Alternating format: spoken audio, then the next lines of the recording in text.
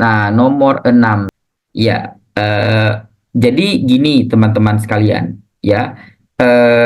Konflik, penyelesaian konflik itu juga bagian dari tindakan anti radikal, tapi kita harus melakukannya secara bijak, ya. Anda mendengar perdebatan hangat antara dua teman kantor Anda pada jam makan siang di kantin. Mereka sedang berdebat terkait dengan siapa yang menang pada pertandingan sepak bola nanti malam. Di tengah perdebatan, teman Anda yang tidak setuju dengan pendapat teman lainnya, ia marah. Nah, ini bentuk tindakan radikal. Ketika dia tidak setuju, marah, kemudian pergi meninggalkan kantin. Itu adalah bentuk tindakan radikal. Jadi tidak boleh kita maklumi.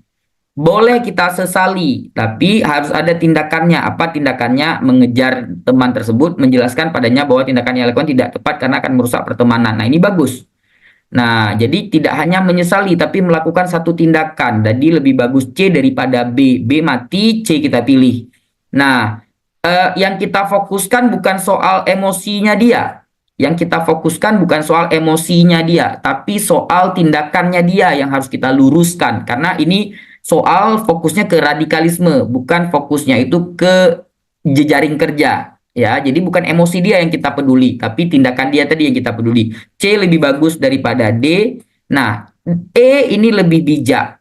E5-nya, C4-nya, ya, D3, B2, A1. Nah, ya, ini jawaban E lebih tepat karena lebih bijak, ya, lebih bijak. Jadi tindakannya lebih bijak, di mana dia nunggu dulu hingga suasananya kondusif, kemudian menjelaskan kedua belah pihak. Nah, dia jelasin kedua belah pihak, nggak cuma satu pihak saja. Jadi lebih adil, ya, lebih adil. Nah, ya, ini lebih adil. Kita tarik sedikit. Oh, itu dia. Oke, terima kasih sudah menjawab untuk nomor 6. Kita lanjutkan. Habis ya. Tapi ada lagi. Nah, nomor 1 tadi kita skip tadi. Nah, yuk kita balik ke nomor 1. Nah, ini dia. Kita balik ke nomor 1. Oke, udah kita bahas. Nah, teman-teman, jika dia gini, cara mencegah radikal itu, yang pertama adalah cara mencegah radikal. Ya, mencegah radikal. Perhatikan. Cegah radikal. Satu, mengetahui info tentang radikal.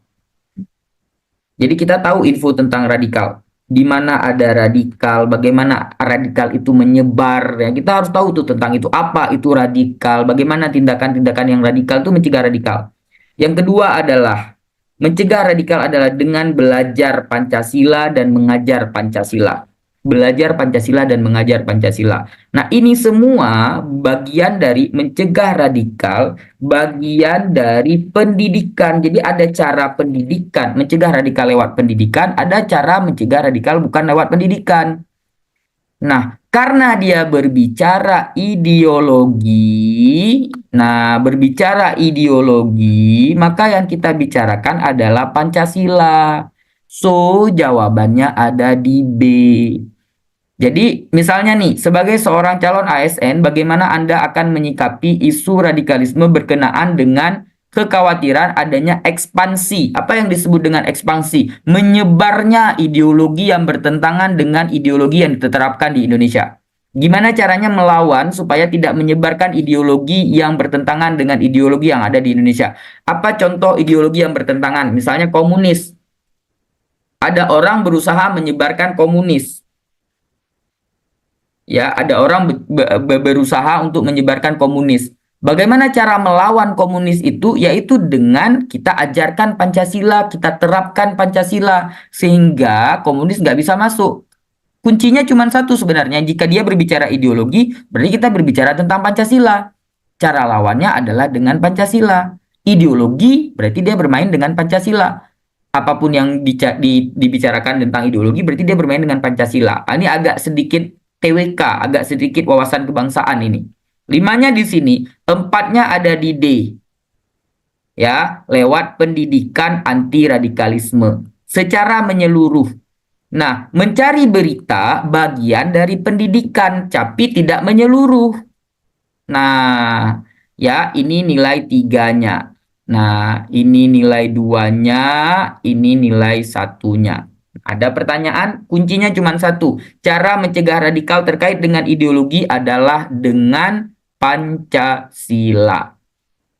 Oke, dengan Pancasila. Ada pertanyaan teman-teman sekalian? Kalau tidak ada pertanyaan, kita lanjutkan ke nomor selanjutnya. Tidak ada?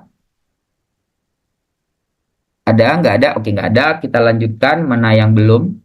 Nah, bentar. Saya lihat lagi ada nggak yang belum? 5 udah, 6 udah. 3. Nah, 3 teman-teman sekalian. Suatu hari terjadi musibah di mana salah satu tetangga yang berbeda agama dan keyakinan dengan Anda terkena bencana longsor. Kejadian ini membuat tetangga Anda tersebut kehilangan tempat tinggal. Sebagai bagian dari masyarakat lingkungan tersebut, sikap yang akan Anda lakukan adalah jawaban ini tidak membantu. Ini membantu. Saya ikut membantu kegiatan dalam memperbaiki rumah tetangga tersebut dengan segenap tenaga materi yang saya miliki karena ini adalah bentuk toleransi umat beragama. Bagus. Saya akan mengajak masyarakat yang sekitar untuk menyumbang agar dapat membantu meringankan beban. Nah, kata mengajak bermakna tidak hanya dia sendiri yang membantu, tapi orang lain juga membantu. Ini lebih bagus daripada B. C lebih bagus daripada B. Mengajak bermakna tidak hanya sendiri, tapi juga orang lain. Ya, C lebih bagus daripada D. Kenapa? Ini 2 nilainya. Ini 1 nilainya. Ini 4 nilainya. Ini 3 nilainya. 5-nya ada di E. Kenapa 5 ada di E? Karena saya akan ikut berpartisipasi. Yang pertama dia ikut berpartisipasi memberikan sumbangan. Kemudian dia ajak masyarakat. Kemudian juga turut memberikan sumbangan tentunya dengan dikoordinir ketua RT. Jadi tata caranya lebih teratur, semua terlibat, nggak hanya dia sendiri. Nah, itu lebih bagus. Ya, semua terlibat, tidak hanya dia sendiri. Nah, oke. Rania mempunyai seorang teman di kosannya. Hampir setiap weekend selalu ada yang berkunjung ke kosan temannya. Pada hari ini, orang yang berkunjung tampak mencurigakan karena memakai atribut yang dinilai radikal. Bagaimana sikap Rania?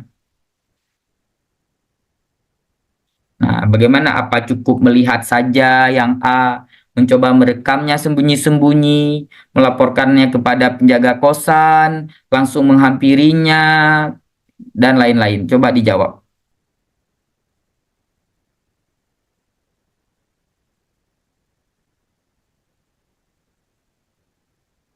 Oke, kita bahas ya.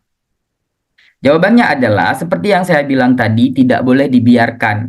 Ya, tidak boleh dibiarkan ketika kita melihat atribut yang dinilai radikal. Bisa jadi dia menggunakan pakaian yang tanda-tanda menunjukkan kalau dia bagian dari kelompok A, kelompok yang dinilai radikal misalnya. Itu tidak boleh dibiarkan.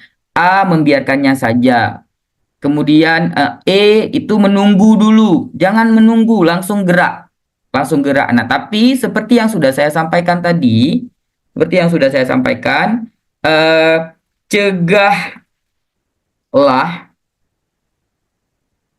radikal, atasi radikal sesuai porsi dan wewenang.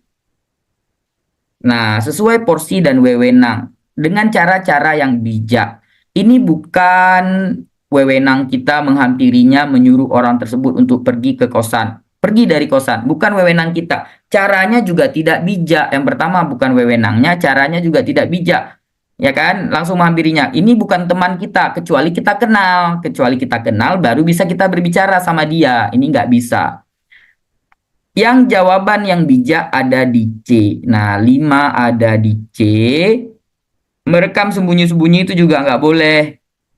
Ya, 5 ada di C, 4 ada di E, 3 ada di D, 2 ada di B, 1 ada di A. Mencoba merekamnya secara sembunyi-sembunyi mengirimkan prosedur. Oh, merekam sembunyi-sembunyi itu lebih bagus. Bentar.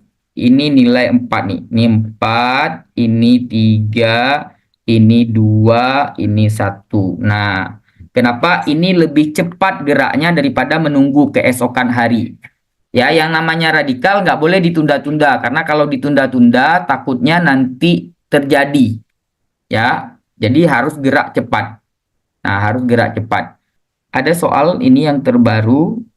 Oke, udah. Nah, coba di tengah perkembangan yang semakin pesat, aliran penyebaran informasi juga semakin cepat, terutama melalui platform media sosial. Sebagai orang tua ataupun calon orang tua di masa depan nanti, apa upaya yang Anda lakukan untuk membentengi anak-anak Anda dari paham radikalisme? Nah, karena dia berbicara tentang aliran semakin pesat, aliran penyebaran informasi semakin cepat, media sosial, karena dia berbicara media sosial, ingat, konteksnya adalah media sosial, berarti jawaban kita juga terkait dengan teknologi, IT, dan media sosial. Oleh karena itu, jawaban A bagus, tepat. Jawaban E lebih tepat. Kenapa? Membatasi fitur smartphone Anda agar jauh dari akses konten radikalisme. Karena lebih terkait dengan media sosial. Kuncinya adalah jawablah sesuai dengan porsi dan sesuai dengan konteks cerita. Jika dia berbicara radikal di online, maka kita berbicara di online juga. Jangan berbicara secara umum. Ya, itu kuncinya. Terima kasih teman-teman atas perhatiannya hari ini. Mohon maaf kalau ada kesalahan. Semoga ilmunya bermanfaat. Saya tutup. Wabillahi taufiq walhidayah. Wassalamualaikum warahmatullahi wabarakatuh.